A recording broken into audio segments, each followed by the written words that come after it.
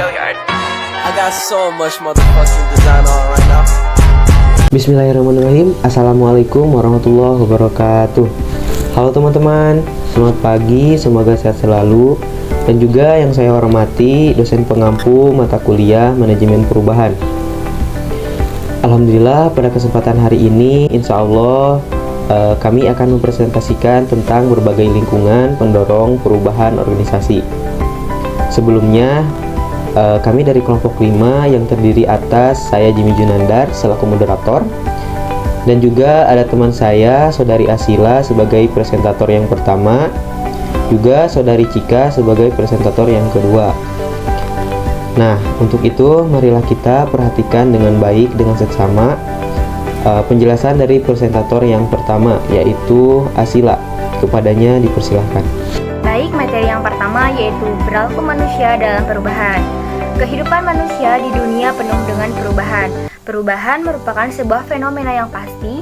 Dengan demikian, berarti manusia perlu senantiasa sesuai dengan tuntutan perubahan itu sendiri. Perubahan dalam hal ini termasuk pada perubahan perilaku, perubahan dalam sistem nilai dan penilaian, perubahan dalam metode dan cara kerja, perubahan dalam peralatan yang digunakan, perubahan dalam cara berpikir, dan perubahan dalam hal bersikap.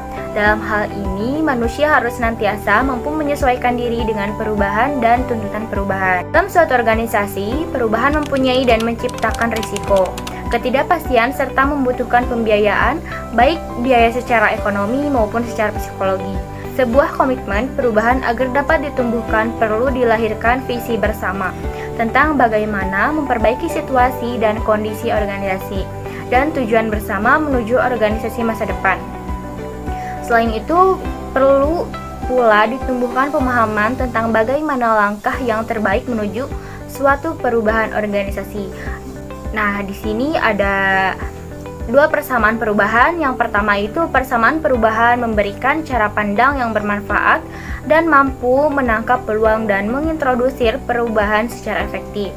Hal tersebut dapat dirumuskan, bisa dilihat, yaitu BC sama dengan A kali B kali D, di mana EC merupakan suatu energi perubahan, A adalah ketidakpuasan terhadap situasi saat ini, B adalah tingkat pengetahuan tentang langkah maju bersikap praktis, dan D merupakan visi bersama.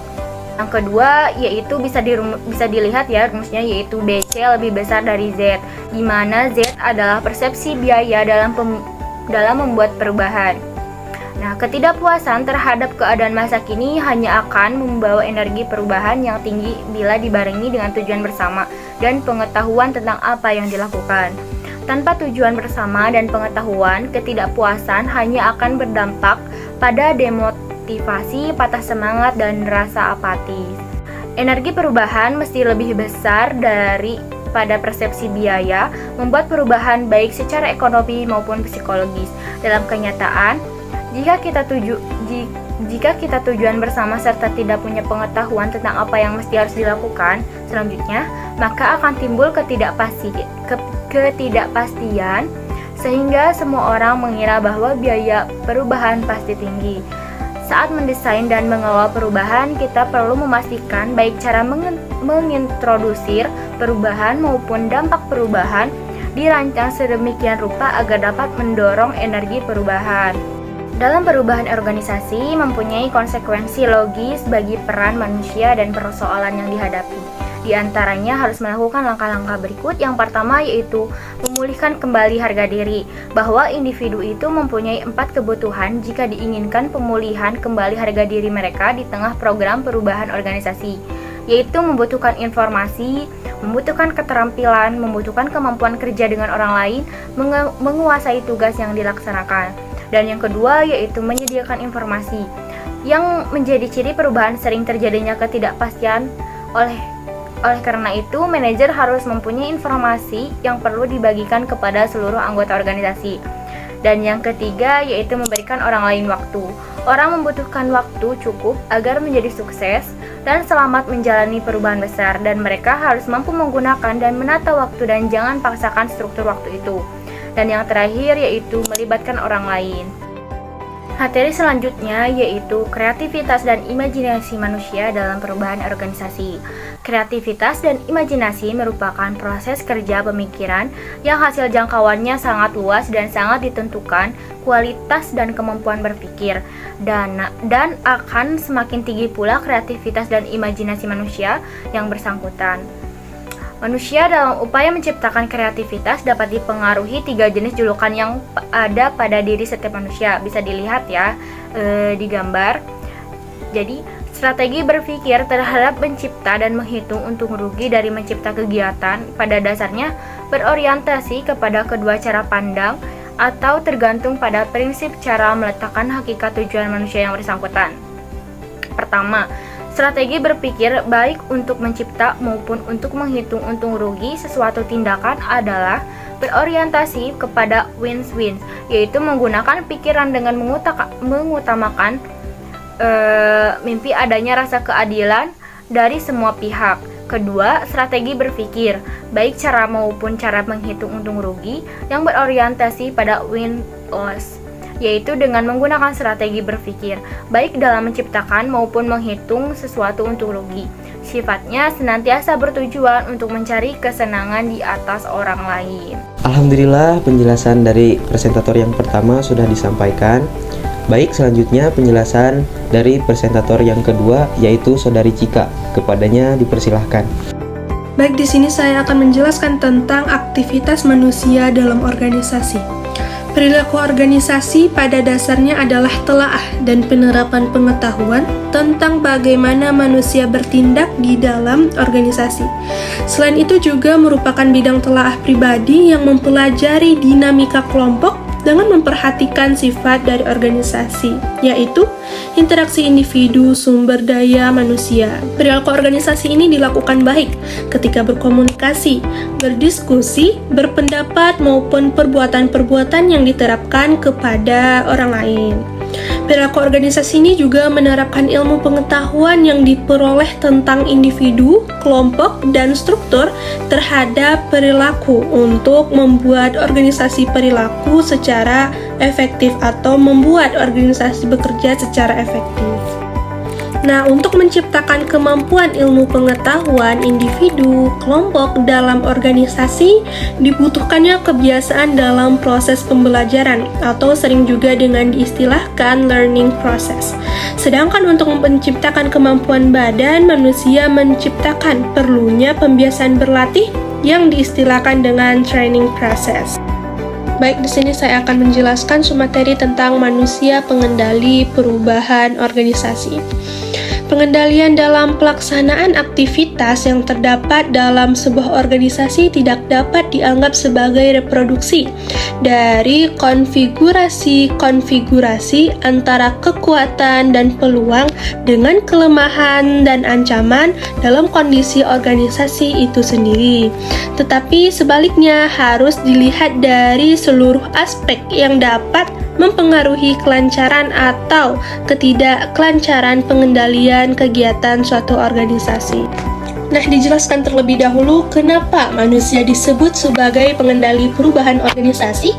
Perubahan organisasi itu sendiri adalah suatu keniscayaan yang harus terjadi dan pasti terjadi. Perubahan merupakan respon terencana maupun tidak terencana yang terjadi sebagai upaya organisasi untuk menyesuaikan diri dengan lingkungan dan berbagai aturan yang menaunginya. Dan manusia sebagai pengendali adalah karena manusia yang berperan penting dalam urusan jalannya suatu organisasi. Refleksi manusia dalam organisasi terdapat pelaksanaan suatu kegiatan memberikan gambaran bahwa bentuk apapun suatu organisasi, di dalamnya pasti terdapat satuan-satuan kerja. Bagi pengendali organisasi untuk keefektifan satuan-satuan kerja, mereka dituntut untuk menciptakan kondisi kolaborasi antara seluruh satuan-satuan organisasi, terutama untuk hal-hal berikut.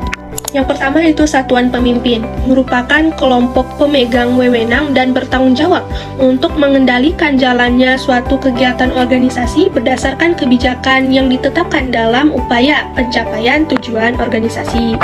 Yang kedua itu satuan haluan, merupakan kelompok yang berwewenang yang menangani yang berkaitan dengan norma-norma atau nilai-nilai, peraturan-peraturan sehingga menciptakan kemudahan pelaksanaan organisasi dalam menciptakan visi dan misi. Yang ketiga itu satuan operasi. Satuan kerja operasional dalam setiap organisasi ini harus berjalan dengan efektif sepanjang organisasi yang bersangkutan masih beroperasi. Selanjutnya itu satuan komersial. Satuan kerja komersial dalam organisasi ini berperan untuk menentukan eksistensi kehidupan. Selanjutnya itu satuan penataan, satuan kontrol. Satuan kerja kontrol menciptakan efisiensi, efektivitas, dan kejujuran terhadap pelaksanaan kegiatan dalam pencapaian tujuan organisasi. Yang terakhir yaitu satuan konsultasi. Satuan kerja konsultasi dalam satu organisasi ini melakukan berbagai aktivitas untuk memberikan bantuan keahlian, keterampilan, serta pengalaman dengan berbentuk pertimbangan-pertimbangan, memecahkan masalah, nasihat maupun saran-saran kepada satuan organisasi baik bersifat individual maupun tidak individual. Baik teman-teman, berdasarkan pembahasan tersebut, keberhasilan pengelolaan sumber-sumber perubahan organisasi ditentukan oleh kemampuan pemimpin sebagai pengendali. Seorang pemimpin dituntut memiliki kemampuan untuk dapat menggolong-golongkan tugas yang sejenis, kemampuan melakukan pengawasan dalam pelaksanaan agar kualitas keluarnya sesuai dengan rencana semula. Baik, selanjutnya manusia dan fenomena perubahan organisasi. Peningkatan kapasitas dalam organisasi, pertumbuhan dan perubahan masyarakat suatu daerah dapat dimanifestasikan ke dalam kekuatan organisasi, baik yang bersifat formal maupun informal, yang pada gilirannya akan menentukan corak atau bentuk birokrasi organisasi tersebut yang diperlakukan pada daerah yang bersangkutan. Hal ini dapat dilihat pada interaksi dan reaksi yang terjadi dalam berbagai organisasi birokrasi. Proses perubahan organisasi dapat menciptakan kemampuan pengelolaan suatu aktivitas untuk meredam suatu meditasi berbagai pengaruh baik yang datangnya proses perubahan organisasi dalam menciptakan kemampuan pengelolaan dari dalam maupun dari luar. Oleh karena itu, peran ilmu organisasi ini sangat penting sebagai pangkal pikir manusia, khususnya yang di daerah akan menentukan keberhasilan atau kegagalan dari visi misi organisasi birokrasi pada masa yang akan datang. Selanjutnya, fungsi manajemen yang diartikan sebagai akumulasi tugas-tugas sejenis. Yang pertama ada fungsi organisasi di bidang pengaturan, yaitu seluruh tugas atau aktivitas yang ditetapkan organisasi tergolong dalam kegiatan untuk menciptakan perangkat aturan yang dapat digunakan untuk mengatur manusia dan non-manusia dalam organisasi, dalam artian mesin. Yang kedua, fungsi organisasi di bidang penataan, yaitu seluruh tugas atau aktivitas dalam organisasi yang tergolong dalam kegiatan penataan ini merupakan kewenangan para birokrat dalam organisasi untuk melakukan suatu tindakan dalam rangka pencapaian tujuan yang telah ditetapkan sebelumnya secara berdaya guna atau berhasil. Nah, selanjutnya fungsi organisasi di bidang pembinaan, yaitu seluruh tugas atau aktivitas dalam organisasi yang tergolong dalam kegiatan pembinaan disebut juga fungsi pembinaan. Tujuan pembinaan ini adalah mengaktifkan pemanfaatan seluruh sumber daya baik manusia maupun sumber daya material. Nah, fungsi organisasi ini mengimplementasikan dilakukannya oleh manusia yang tergabung dalam organisasi. Misalnya ya, seperti birokrasi pemerintahan yang merupakan salah satu bentuk organisasi yang harus taat dan tunduk terhadap jumlah derajat ketentuan dalam pelaksanaan urusannya, baik secara langsung maupun tidak langsung, berdasarkan tujuan yang telah ditetapkan oleh organisasi tersebut. Alhamdulillah teman-teman, presentasi hari ini telah selesai disampaikan. Mudah-mudahan bermanfaat bagi kita semua dan mendapatkan berkah atas ilmu yang telah kita dapatkan. Saya mewakili kelompok 5 meminta maaf apabila ada kekurangan.